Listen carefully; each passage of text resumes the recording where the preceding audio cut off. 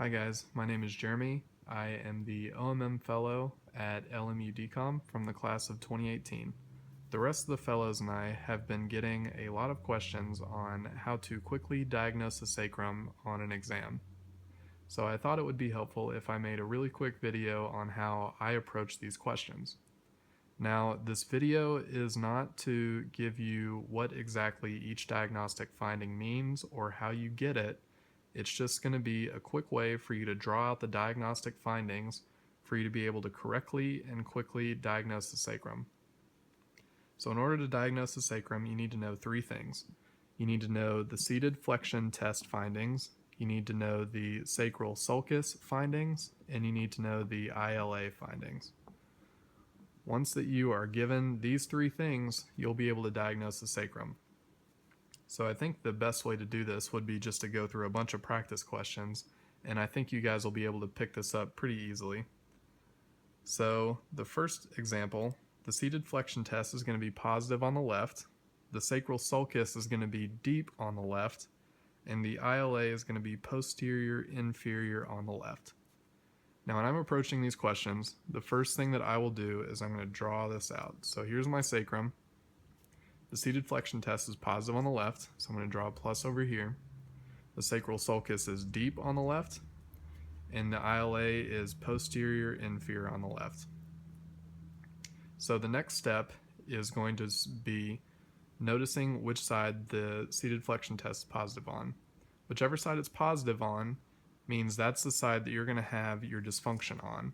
So because it's positive on the left, this patient is going to have some sort of left-sided dysfunction. The next part, if you look at the sacral sulcus and your ILA findings, if they are on the same side, it's going to be either a flexion or extension problem. If they are on opposite sides, then you're going to have a torsion problem. We'll go over torsions a little bit later in the video. So looking at this question and looking at this picture, imagine that we're looking at the sacrum from the posterior side, so we're behind the patient. This is deep, which means that, let's say that the pin is the sacrum, and this is the posterior side, and this is the anterior side. If it's going deep, that means that it's going into flexion. If it's going shallow, that means it's going into extension. So because our findings are deep, that means it's going downward into flexion. So given all this, you're going to have a left unilateral flexion. Super easy. So let's go on to our next question. We are going to have the seated flexion test positive on the right. The sacral sulcus is going to be deep on the left, and your ILA is going to be posterior inferior on the left. So just like the rest, we're going to draw out the sacrum. I'm going to draw out my findings. So positive seated flexion test on the right, deep sacral sulcus on the left, posterior ILA on the left. So given this, I know that the dysfunction is going to be on the right side. So it's going to be a right something. It's deep over here, which means that it's going to be shallow on this side. So remember, whichever side is positive for the seated flexion test, that's going to be your side of dysfunction. So these findings are going to be abnormal. These findings are normal. So if this is deep, that means this is shallow. If this is posterior, that means this is anterior. So if we're looking at this, we're looking at the right side is dysfunctional, it's shallow. If we're going back to our pin sacrum, if it's shallow, that means it's going backward, which means it is in extension.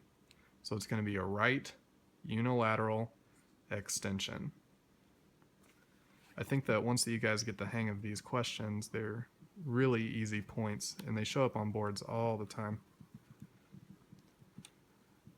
So the next problem, I'm going to try and throw a curveball at you. So during the exams, you're going to be given different findings, and you're going to have to interpret these correctly. So you have a seated flexion test positive on the right. Your sacral sulcus is going to be shallow on the right, and your ILA is going to be posterior on the left. So I'm going to approach this like all the other questions. Draw out my sacrum. Seated flexion test, positive on the right. Now the sacral sulcus is shallow on the right, so shallow. The ILA is posterior inferior on the left. So knowing this, I know that since this is shallow, that must mean that the other sacral sulcus is deep. Since the seated flexion test is positive on the right, that means I'm going to have a right dysfunction. And if we go back to our pin sacrum, with this side being shallow, shallow means it's going backward or posteriorly, which is extension. So we have a right unilateral extension. So if you remember, that was the same dysfunction that you had on the previous example, but you can be given a couple of different findings to get the exact same diagnosis. So just be careful, make sure that you go slowly. So for the next question, we have a seated flexion test, positive on the right. We have a deep sacral sulcus on the left, and we have an anterior superior ILA on the right. So to approach this, I'm going to draw my sacrum. My seated flexion test, positive on the right. Sacral sulcus is deep on the left. And my ILA is anterior on the right, which means that it's posterior on the left. So from here, I'm going to split it down the middle. If it's deep over here, it's going to be shallow at the sacral sulcus. Because the seated flexion test is positive on the right, that means I'm going to have a right dysfunction. And once again, if I go back to my pin sacrum, if it's shallow on this side, it's going backward, which means it's going into extension. So right unilateral extension. 3 questions in a row. Right unilateral extension. So the next one, I'm going to throw in the sphinx or spring test. Now, if you're given any of those findings on an exam, don't be freaked out. The sphinx and spring test both test for the exact same thing. If either of these tests are positive, that means that your dysfunction is some sort of extension dysfunction. So I'm going to write that right here. So sphinx or spring positive equals extension dysfunction. Okay? So for this example question, you're going to have a deep sacral sulcus on the right. You're going to have a posterior inferior ILA on the right, and you're going to have a positive sphinx test.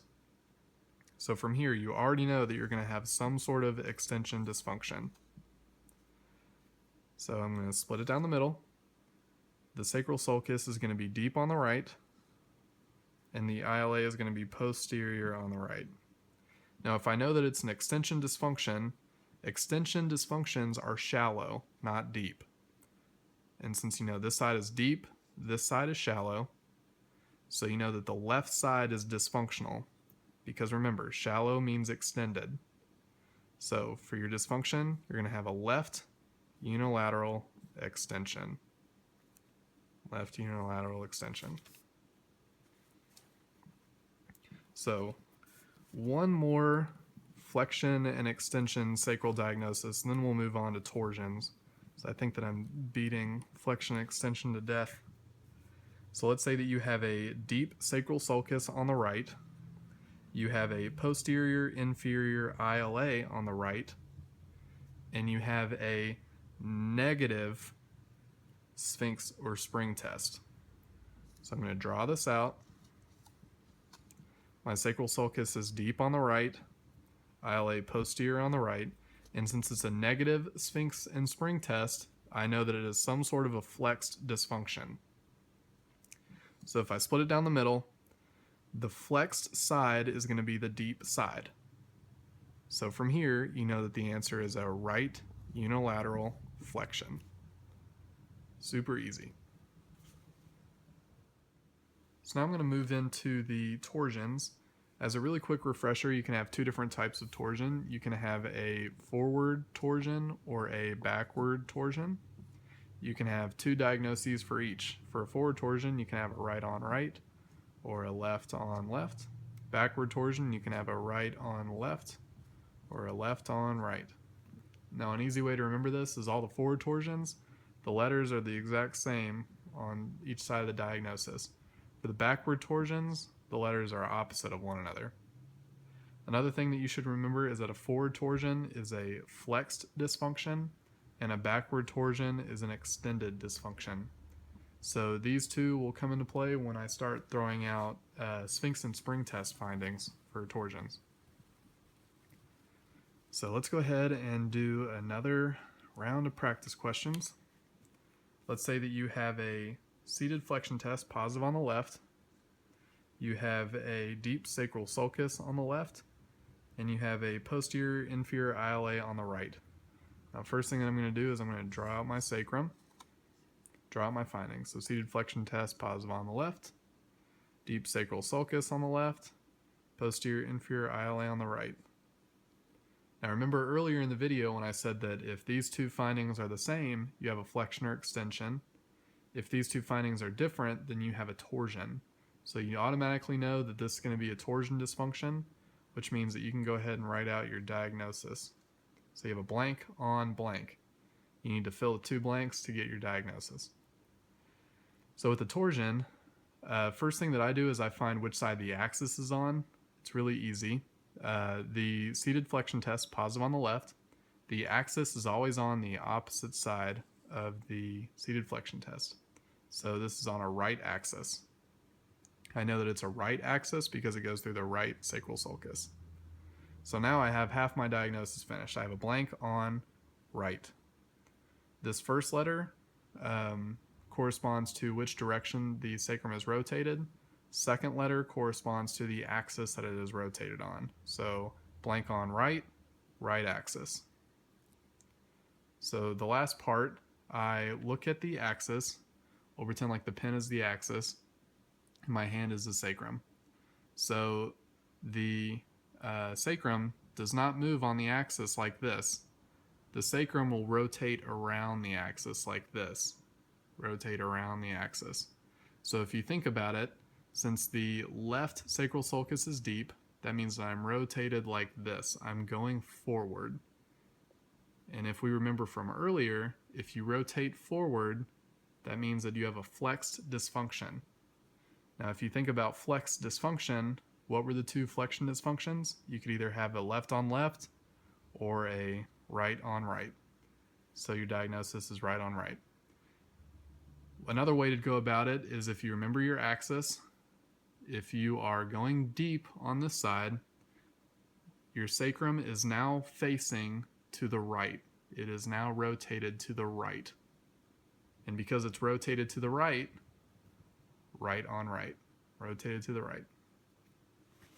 So that's two ways to go about the exact same thing.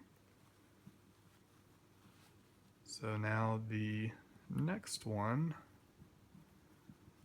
we have a seated flexion test positive on the right, deep sacral sulcus on the right, posterior inferior ILA on the left. So I know it's a torsion. So I'm going to go into this knowing that it's a torsion, which is blank on blank.